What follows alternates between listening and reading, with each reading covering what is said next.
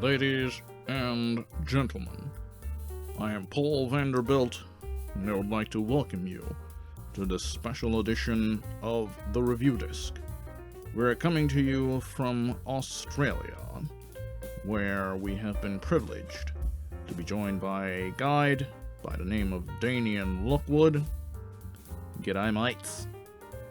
Myself and Desmond, hey, we will be given a tour of this fabulous continent by Mr. Lockwood, and he will ensure that we will be kept safe from the dangers that may lurk in the darkest corners of Australia.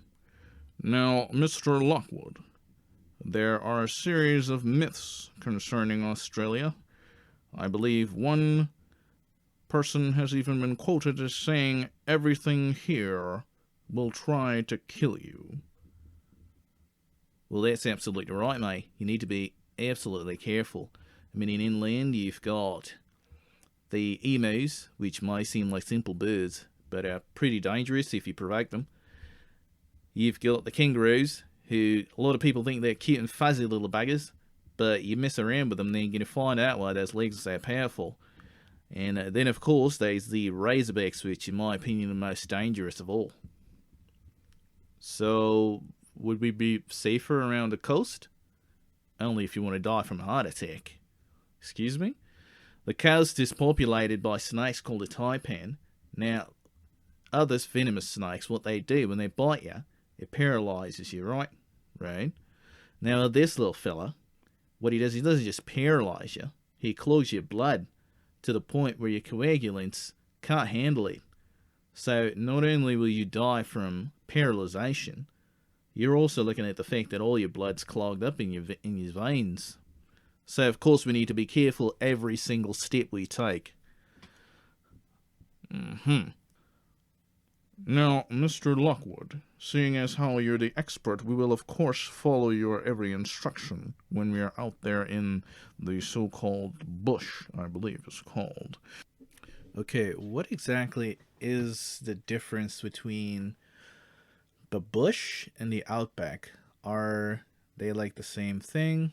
Now, mate, see, the bush is that bit of backwood, the forest. The outback is a more remote part. It's far more remote than the bush. It's mostly desert and some desert plants. But as long as you still got a bit of forest around, you're still in the bush. Now, what is the laid out plan for said trip? We're going to leave in the Arvo. Arvo, is that some kind of car? No, Arvo's the afternoon, mate. Oh, okay. Yeah, because it's going to be a beauty of a day in the Arvo. So we're going to have a belly at sea. You know, with that many dangers out there, how do you protect yourself? How do I protect myself, mate? With this. Whoa, what is that? That right there is a knife. Dude, that is not a knife. That's a machete. This is an Uncle Henry Bowie knife. Any man worth his salt trying to traverse the bush or the outback with all the dangers has at least one of these beauties. So with this and a bit of skill, we'll be safe out there. No worries. Okay, you were talking about razorbacks, or what is that? A razorback is a mean bugger. It is a wild boar, and the reason why we call it a razorback, the hairs on its back are so hard and deadly that if you were to touch it would probably rip your fingers apart. So the biggest thing is to stay away from the razorbacks and a lot of the other animals. Now, we've been told about something called a drop bear. I'm personally somewhat skeptical about the existence of this particular creature. Now that's a myth, mate. It's just something people made up to scare the tourists, and most of them believe it. A drop bear is simply just a koala, and it's not harmful to you at all. so it's not real. There's no such thing as a drop bear, mate. You don't have to worry about that. And if there were, be able to handle it with my knife. So we have absolutely nothing to fear from the drop bears. Dead set. Okay, sure. Yeah, I was kind of scared that drop bears were actually real. Don't be a drongo, mate. There's no such thing as a drop bear. Now, we want to keep the place clean, so if any of you smokers, please keep all your durries in the car. We'll dispose of them later. What is the most requested animal that people like to see on these tours? The most blokes that come over here, they want to see the kangaroo, because as I stated before, a lot of people think these are fuzzy, friendly animals. They are not. They're absolutely not friendly. They're quite hostile if provoked, and they're very territorial. So we will only be viewing the kangaroos from a distance. We will not be crossing them up close at all. Okay, stay away from the kangaroos, and there'll be no drama. All right. How did you come to be such an expert on the bush and the outback and Australian wildlife? It's because I'm Australian, mate. By the time you're 3 in this country, you got to learn to wrangle a taipan off here. Got to learn to wrestle a kangaroo, should you be foolish enough to stray into his territory. And you got to be able to handle a razorback, which is, as I stated, the most dangerous animal on this continent. Do not underestimate it. Who would have thought that a swine would be the most dangerous animal? You know, what'd you say? I said, who would have thought that a swine? It's not a swine, mate. It's not a swine. What? It's not a swine. I mean, it's kind of. It's not a swine, mate.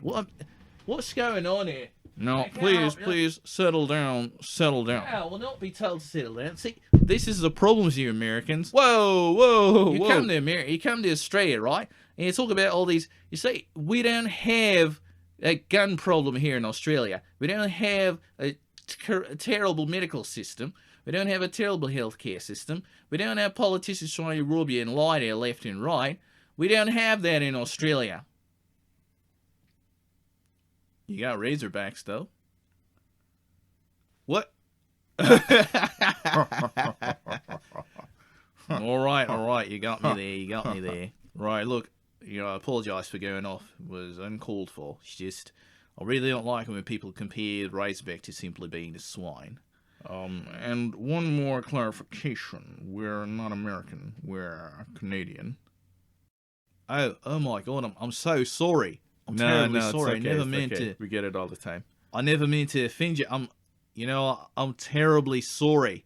I'll make it up to you. You know what? To make it up to you, I'll give an extra tour tomorrow if we don't cover everything today, and I'll buy you both a coldie. Coldie? Yeah, coldie. It's a beer, a cold beer, mate.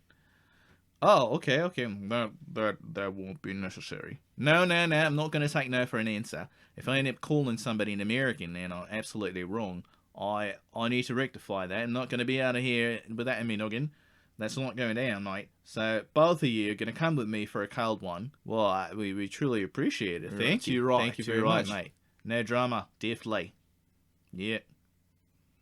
Well, that's very generous of you, Mr. Lockwood, and we will be certain to take you up on that. Ladies and gentlemen, this is Paul Vanderbilt with Desmond Kirk and Daniel Lockwood coming to you live from Australia. Goodbye and good fortune.